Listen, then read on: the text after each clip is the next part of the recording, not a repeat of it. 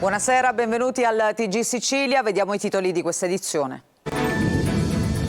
Blitz antimafia dei Carabinieri di Catania ha sventato l'omicidio di un esponente del clan Cappello e la faida con il clan Santa Paola Ercolano.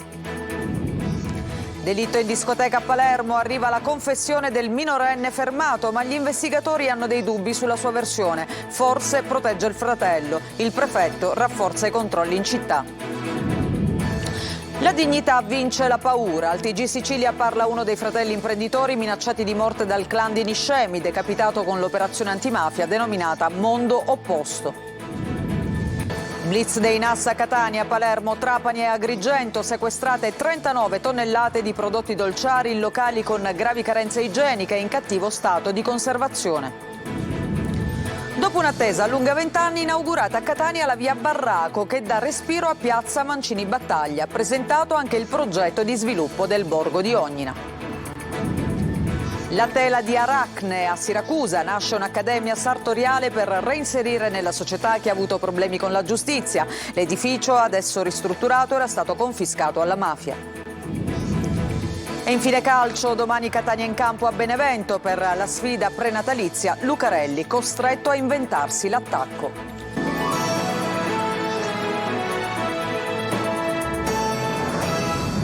Lo avete sentito dai nostri titoli, partiamo con questo blitz dei Carabinieri di Catania che ha sventato l'omicidio di Pietro Gagliano, appartenente alla famiglia mafiosa dei Cappello Bonaccorsi, deciso da alcuni componenti di spicco appunto del clan contrapposto Santa Paola Ercolano. Il delitto era stato pianificato in risposta alla sparatoria dello scorso ottobre a San Cristoforo. Sentiamo Adelaide Barbagallo.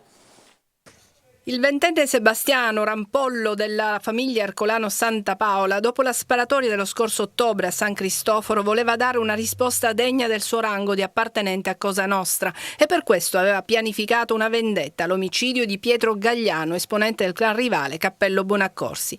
Un proposito ascoltato ai Carabinieri di Catania che sono intervenuti per sventare una faida. 9 le persone fermate per associazione mafiosa, spaccio di stupefacenti, detenzione e porto d'arma da fuoco con l'aggravante di aver favorito la mafia. Dalle indagini è emerso che il delitto doveva essere la risposta alla sparatoria della sera dello scorso 21 ottobre nella zona del Passarello, quando Pietro Salvatore Gagliano, 26 anni, anche lui tra i fermati, avrebbe esploso 4 colpi di arma da fuoco contro appartenenti alla famiglia di Cosa Nostra. 2 degli obiettivi rimasti illesi avrebbero deciso di vendicarsi nonostante indicazioni di segno contrario provenienti da altri esponenti della stessa cosca. Ad ideare la vendetta armata Sebastiano Ercolano, figlio di Mario, condannato all'ergastolo per omicidio, e nipote di Aldo, detenuto anche lui per associazione mafiosa. Mario e Aldo sono cugini di Aldo Ercolano, tra i più noti killer di Cosa Nostra, che sta scontando la pena all'ergastolo per aver ucciso il giornalista Giuseppe Fava. Dalle intercettazioni emerge la vecchia mafia, quella degli esponenti più anziani e di vecchia affiliazione, alla quale si contrappone l'azione della mafia giovane, spregiudicata. È il caso di Davide Enrico Finocchiaro, accusato di essere il responsabile dello storico gruppo del villaggio Sant'Agata. Più volte avrebbe rivendicato con orgoglio la propria appartenenza a Cosa Nostra catanese, anche in quanto espressione di un gruppo insignito di medaglie, cioè i morti subiti e gli ergastolani in carcere per avere a loro volta ucciso. E adesso torniamo a parlare del delitto in discoteca avvenuto a Palermo. Il minorenne che è stato fermato confessa, ma gli investigatori però hanno dei dubbi sulla sua versione. Forse protegge il fratello. La lite intanto sarebbe nata per futili motivi. Sentiamo Marco Gulla. Ha confessato di aver sparato a Rosolino Celesia, il 22enne ucciso mercoledì notte alla discoteca No 3 di Palermo. Ho sparato io, ha detto agli inquirenti il 17enne, che è accusato di omicidio volontario e detenzione illegale di arma. Il fratello di 22 anni, finito in manette insieme al minorenne, risponde invece di detenzione illegale di arma. Il ragazzino avrebbe ammazzato Celesia con 3 colpi di pistola al collo e al torace, ma la sua versione è ancora tutta da approfondire. Gli investigatori sospettano infatti che il ragazzo possa essersi addossato la colpa dell'aggressione per proteggere qualcuno, forse il fratello. Da minorenne rischierebbe infatti di meno processualmente. Il lavoro degli investigatori continua. Al vaglio ci sono 3 video che stanno supportando le indagini. In uno si sentono gli spari, in un altro si vedono dei ragazzi spostare il corpo della vittima, in un terzo viene ripreso l'arrivo dell'ambulanza chiamata dagli amici di Celesia. È probabile che qualche immagine non coincida con la versione del minorenne. Dai video in possesso degli investigatori è stato estrapolato un frame in cui si vede il fratello con in mano la pistola fuori dal locale. Da qui la contestazione di detenzione e porto abusivo di arma. Stando all'attuale ricostruzione ci sarebbe stato dunque il passaggio della pistola tra i due fratelli subito dopo il delitto. A scatenare la lite sarebbero stati futili motivi, qualche parola di troppo, sguardi di sfida, degli spintoni, poi la follia degli spari e il delitto. Dopo questo ennesimo caso di violenza avvenuto a Palermo interviene il prefetto Massimo Mariani, che raccoglie l'appello a maggiori controlli, ma non crede che sia necessario però l'arrivo dell'esercito in città. Ci vorrà del tempo per contrastare il disagio giovanile e bisognerà farlo con il sostegno di tutte le istituzioni. Sentiamo Manlio Viola. Potenziamento e maggiore utilizzo dello strumento del DASPO urbano per allontanare i facinorosi dai luoghi della movida, controlli notturni con la replica delle operazioni ad alto impatto, ma non serve l'esercito, bisogna contrastare questa recrudescenza non soltanto con la repressione ma anche con la prevenzione e con le attività sociali. Il prefetto di Palermo, Massimo Mariani, detta la sua ricetta a medio termine per riportare sicurezza sulle strade di Palermo e lo fa al termine dell'ennesimo comitato per l'ordine e la sicurezza pubblica. C'è poi un tema che capisco i cittadini, c'è un tema riguardante la vivibilità, il degrado del nostro centro storico, che fra l'altro dipende purtroppo da queste degenerazioni, diciamo, del cosiddetto divertimento. Noi faremo tutto quello che è le nostre possibilità per contrastare questo degrado. Ma il prefetto ci tiene a sottolineare come l'omicidio di via Pasquale Calvi sia già quasi risolto e si sia sulla buona strada anche per la rissa di via La Lumia. Insomma, i cittadini possono contare su forze dell'ordine di alto profilo e professionalità guidate da una procura che non fa sconti. C'è sicuramente un'area di disagio giovanile abbastanza importante, probabilmente acuita dagli effetti delle misure che si resero necessarie all'epoca del Covid. E credo che bisogna lavorare a vari livelli. Il nostro è attivo e continuerà ad esserlo, ma dire che Palermo è più sicura di altre città, insomma, io ragiono da cittadino. La città ci sono grosse difficoltà che noi non sottovalutiamo assolutamente e quindi agiamo di conseguenza. Ma fare paragoni mi pare un po' improprio. L'attenzione comunque non scemerà e il prefetto promette altri comitati per l'ordine e la sicurezza pubblica per monitorare interventi e situazione. Andiamo nel Nisseno per parlare di due fratelli, loro si chiamano Elvis ed Emanuele Lionti. Furono i primi ad abbattere il muro dell'Omertà nel 2013 contro il clan di Niscemi, quando denunciarono il boss Alberto Mustofu. Per questa ragione pare che Elvis fosse diventato l'obiettivo di un piano di morte sventato poi dai carabinieri. Parla ai nostri microfoni il fratello Emanuele, che dice: abbiamo vissuto 10 anni di inferno ma non siamo pentiti di aver denunciato. Sentiamo Gerry Italia. La paura c'è sempre, è una cosa che non ti molla mai, ma la dignità di uomo libero ti fa superare ogni paura. Per Emanuele Lionti e suo fratello Elvis, entrambi imprenditori nel settore elettronico, l'operazione Mondo Opposto che ha decapitato il clan mafioso di Niscemi è un raggio di luce in fondo a un tunnel lungo 10 anni, fatto di minacce e intimidazioni e culminato con l'attentato sventato proprio ai danni di Elvis. Pensare di essere bersaglio è una cosa, avere la certezza che qualcuno aveva già progettato l'uccisione di un tuo familiare è qualcosa veramente di orribile che ti devasta te e devasta tutta la tua famiglia. Emanuele ed Elvis furono i primi ad abbattere il muro dell'Omertà nel 2013 dopo l'incendio della loro autovettura, quando denunciarono il boss Alberto Musto, che finì in carcere nell'ambito dell'operazione Fenice. Per quella denuncia Musto stabilì che Elvis doveva pagare con la vita. Sono 10 anni che per colpa di questi signori purtroppo non abbiamo serenità, però una cosa è certa, non abbiamo mollato 10 anni fa e non molliamo oggi e non molleremo mai. Emanuele ed Elvis non si sono mai pentiti della loro scelta, grazie soprattutto alla presenza della magistratura, delle forze dell'ordine e dell'associazione antiracket gelese, che in questi anni li ha accompagnati alla denuncia. Io lo rifarei perché io credo che ogni uomo deve essere libero, te lo dico con fermezza più che mai, malgrado le paure, malgrado sicuramente i sacrifici io personalmente non permetterò mai a nessuno di togliermi la libertà, che difenderò con tutte le mie capacità. E sempre da Niscemi arriva anche la solidarietà, sempre a questo imprenditore scampato alla morte, di Chiara Frazzetto. La sua famiglia è stata sterminata dalla mafia 25 anni fa proprio perché si era ribellata al pizzo. Simona Mazzone. Io vivo giornalmente nella mostra del dolore, ma anche nella gioia della memoria, perché attraverso la memoria io riesco a tenere vivi i miei cari. Oggi non ha più paura Chiara Frazzetto, che 25 anni fa vide sterminare la propria famiglia dalla mafia. 2 uomini entrarono nel negozio di abiti da sposa gestito da Salvatore Frazzetto e dalla sua famiglia. Dissero di voler comprare delle fedi, ma erano 2 esattori del pizzo. Prima picchiarono l'uomo e la moglie Agata, poi presero la pistola di Salvatore e lo uccisero, e dopo freddarono anche il figlio con un colpo alla tempia. Infine spararono ad Agata, ma l'arma si inceppò. La donna scampò alla strage e fece riconoscimento dei 2 malviventi, facendoli arrestare.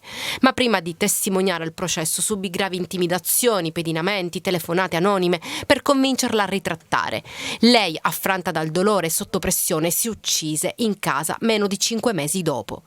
Chiara, che nel 2021 ha ricevuto il Premio Internazionale Donna Coraggio, l'unica sopravvissuta. Da quel giorno ha continuato a lottare con coraggio e determinazione e non ha mai lasciato la sua terra. Io vivo serenamente in Sicilia perché anche se ho un grande ergastolo da scontare, che è il mio dolore, però vivo serenamente perché io non ho ucciso nessuno. Anche lei è di Niscemi, come l'imprenditore scampato alla morte, ed è a lui che, contattata telefonicamente, si rivolge. Tanto volevo fare un grande applauso a questo coraggioso imprenditore che con la denuncia è riuscito a tutelare il nostro paese e i nostri figli. È stato lui con la denuncia appunto a punirne alcuni per educarne 1000. 30 anni fa era diverso, dice, c'era molta più paura e omertà, ma oggi chiedo a tutti che si facciano avanti. Controlli dei NAS su panettoni e dolci natalizi, sequestrate 39 tonnellate di prodotti dolciari conservati in laboratori con gravi carenze igieniche. Giusy Lazzara. Torte all'aroma di agrumi di Sicilia che provenivano da paesi extracomunitari, panettoni al finto pistacchio di Bronte. Con il blitz dei NAS dei Carabinieri in Sicilia sequestrate 39 tonnellate di prodotti dolciari e materie prime in cattivo stato di conservazione o in locali con carenze igienico-strutturali, invase da parassiti e prive di tracciabilità e oggetto di frode in commercio. In provincia di Catania uno degli interventi più rilevanti. Il titolare di un laboratorio dolciario è stato denunciato per l'impiego di materie prime e semi lavorati non congelati correttamente, tenuti in ambienti da incubo per la presenza di carcasse di insetti e esalazioni nocive dovute al cattivo funzionamento dell'impianto fognario. Sequestrata l'intera attività e bloccata la produzione di dolci da forno. Altre irregolarità, sempre in provincia di Catania, scoperti 1.700 kg di prodotti ancora in fase di lavorazione, 2 tonnellate di prodotti semi-lavorati di origine vegetali e pistacchio in guscio invasi da parassiti. Durante i controlli in 4 pasticcerie e 2 aziende di prodotti dolciari a Trapani, Palermo e Agrigento sono stati sequestrati 260 panettoni e 400 vasetti di crema di pistacchio e mandorle privi di tracciabilità. I NAS hanno deferito all'autorità giudiziaria 18 gestori e titolari di attività per frode in commercio, 27 i provvedimenti di chiusura e sospensione di attività di produzione e vendita, per un valore di oltre 8 milioni di euro. Il Tribunale del Riesame di Agrigento ha annullato per la seconda volta il sequestro della discarica di Siculiana dei fratelli Catanzaro. Le difese ancora una volta hanno dimostrato la piena legittimità dell'impianto sia sotto il profilo dell'autorizzazione che del rispetto delle matrici ambientali. A Catania, dopo un'attesa lunga 20 anni, è stata inaugurata la via Barraco, parallela del lungomare, che consente di snellire il caos di piazza Mancini Battaglia ad Ognina. C'era per noi Tonino De Mana. Ore 11:23 del 22 dicembre 2023. Il sindaco trantino in scooter fa da apripista alla prima auto che percorre via Barraco, che dopo 20 anni viene inaugurata al transito, dando respiro a piazza Mancini Battaglia ed aprendo ad un altro step, quello di pedonalizzare per intero il lungomare. Una svolta epocale per la viabilità di Catania, soprattutto per il borgo marinaro di Ognina. L'accelerazione decisiva arriva nel luglio scorso e in piena estate che il neoinsediato sindaco trantino sblocca l'iter ed avvia un cantiere fermo da decenni. È l'inizio di un nuovo percorso, l'efficienza dell'amministrazione Trantino si misurerà sull'altra carreggiata, ma è comunque l'origine di un nuovo processo urbanistico che riguarda il lungomare, che riguarda la restituzione del waterfront, che da oggi ha inizio nella nostra straordinaria Catania. Dalla circonvallazione all'altezza del ponte ferroviario si attraversa parzialmente in sopraelevata la zona Rotolo-Ognina per sfociare alla rotatoria Sant'Agata di Via del Rotolo, dopo aver percorso 500 metri nuovi di zecca che consentono di snellire lo storico ingolfamento di piazza Mancini Battaglia. Un'altra struttura consegnata alla città dopo 20 anni è importante per snellire il traffico veicolare che si crea nel gorgo su piazza Mancini Battaglia. Nel corso della mattinata è stato presentato il progetto di sviluppo dell'intero borgo di Ognina, che sarà realizzato con fondi ministeriali ed europei.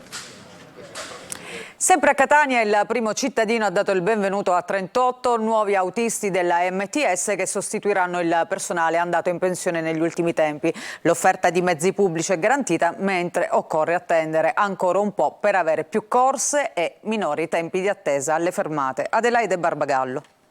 Tra qualche giorno li vedremo alla guida dei bus della MTS. A Palazzo degli Elefanti oggi gli auguri e il loro ben arrivati. 38 gli autisti che entreranno in servizio e che sotto l'albero di Natale potranno mettere il loro contratto di lavoro. Un bel regalo inaspettato relativamente, perché avendo fatto il concorso ci attendavamo questa assunzione.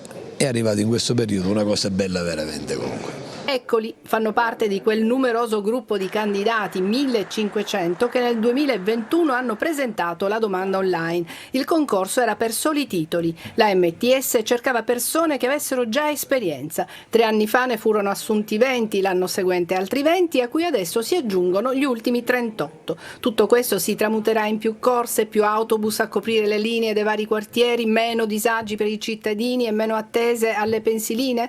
No, purtroppo no. Il presidente della MTS, Giacomo Bellavia, molto correttamente evita falsi proclami. Tutte le persone entrate in servizio dal 2021 fino ad oggi in realtà hanno sostituito colleghi che sono andati via, ma in un futuro non molto lontano le cose in città potranno migliorare. L'azienda, che era piena di debiti, è stata risanata. Ci sono investimenti da fare e gli enti pubblici chiaramente devono accompagnare questo percorso. Il Comune di Catania intravede l'uscita dal dissesto economico, che è stato un laccio per tantissime realtà. Il contratto di servizio con la MTS, ad esempio, non poteva andare oltre e prevedere altre assunzioni. Al momento ci sono su strada 110 bus e 750 autisti. In città ci sono già alcuni mezzi elettrici che non inquinano, sono 36 quelli arrivati e altri ne verranno introdotti. Nel 2024 c'è l'auspicio da parte di tutti che possano aumentare le corse. Quando i mezzi pubblici funzionano con orari regolari è più facile convincere i cittadini a lasciare l'auto a casa. E a proposito di dissesto, buone notizie per la città di Catania. Il senatore di Fratelli d'Italia Salvo Pogliese dichiara attraverso una nota: nella legge di bilancio 2024 appena approvata dal Parlamento ci sono 2 articoli molto importanti per Catania che ho fortemente sostenuto con il supporto del sottosegretario Mantovano e di Giorgia Meloni e in piena sinergia con il sindaco Enrico Trantino. Il Comune con questi interventi normativi riuscirà non solo a gettarsi definitivamente alle spalle il dissesto grazie ad un contributo statale di 150 milioni di euro, 10 milioni di euro l'anno erogati dal 2024 al 2038, ma potrà anche avviare assunzioni a tempo indeterminato, contrastando così la cronica mancanza di personale che da troppo tempo affligge appunto la città. E adesso lasciamo Catania, andiamo invece a Siracusa, nel cuore della borgata, secondo centro storico, dove è molto diffuso lo spaccio di droga, nasce un'accademia sartoriale per reinserire nella società chi ha avuto problemi con la giustizia. L'edificio, adesso ristrutturato, era stato confiscato alla mafia. Sentiamo Francesca Loi. La borgata Santa Lucia non è solo droga e spaccio, ma anche legalità. In questo immobile confiscato alla mafia, oggi c'è chi vuole cambiare vita andando per la strada giusta. Per dei giovani o dei minorenni che si trovano a dover scontare appunto una pena, sfruttarla per un inserimento, un'inclusione sociale che attraverso il lavoro tende a rieducare e a reinserire. Conclusi i lavori di ristrutturazione, sono arrivate le attrezzature per dar vita all'Accademia Sartoriale, un cuore pulsante della legalità, un simbolo della presenza dello Stato sul territorio. Grazie a questa iniziativa riusciremo a ritrovare la parte sana del quartiere che speriamo sosterrà fortemente questo posto e quelli che ci lavorano. Lei ha già acquistato una borsa? Sì, ho ritenuto necessario dare un primo segnale di supporto. 3 le aree in cui è suddivisa l'Accademia, l'ufficio stile dove si progettano i capi di abbigliamento, la sartoria che ha diverse postazioni da lavoro e lo showroom dove saranno esposte le creazioni pronte per essere vendute. Un bellissimo esempio di come Ministero dell'Interno, Comune, imprese sociali, città possano collaborare per produrre qualcosa che crea presente e crea futuro. Tutto questo dedicato a Mario Francese, giornalista ucciso dalla mafia 44 anni fa, e dal figlio Giuseppe. Ci fermiamo per una pausa, tra poco il calcio, vediamo come si sta preparando il Catania ad affrontare la sfida, la trasferta a Benevento. A tra poco.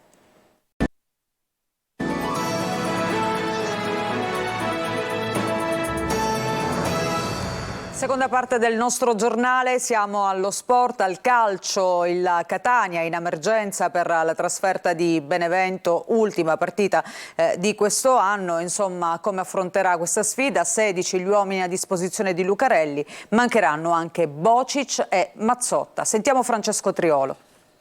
È l'ultima partita della girone d'andata, ma allo stesso tempo dovrà essere quella delle risposte che il Catania vuole dare dopo la sconfitta contro il Sorrento e alla vigilia dell'apertura del mercato invernale. Lo chiede la società, ma anche Lucarelli, che sta decidendo dove e come intervenire. A Benevento domani il Catania è atteso da una sfida difficile, insidiosa, contro una squadra che nella prima parte del campionato sembrava dovesse lottare per le primissime posizioni.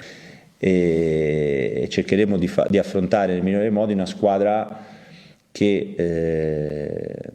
è partita con favori del pronostico, che ha un direttore sportivo con cui ho un ottimo rapporto, Marcello Carli, che è un grosso intenditore di calcio, che ha una proprietà forte economicamente e ambiziosa, che da tanti anni con sacrificio porta avanti le sorti del Benevento, e ha una squadra importante per la categoria, che magari fino a questo momento non ha, anche loro non hanno raccolto per quello che è il potenziale, ma che è comunque sempre una squadra temibilissima da affrontare. Lucarelli deve fare i conti con diversi infortuni, 16 gli uomini a disposizione, in attacco mancherà Di Carmine, out anche Bocic e Mazzotta, a centrocampo Ladinetti e Rizzo, in difesa sono ancora fermi Buà, che ha qualche speranza di recupero in extremis, e Silvestri. Al centro dell'attacco è possibile la conferma di De Luca come falso 9, l'impiego di Chirico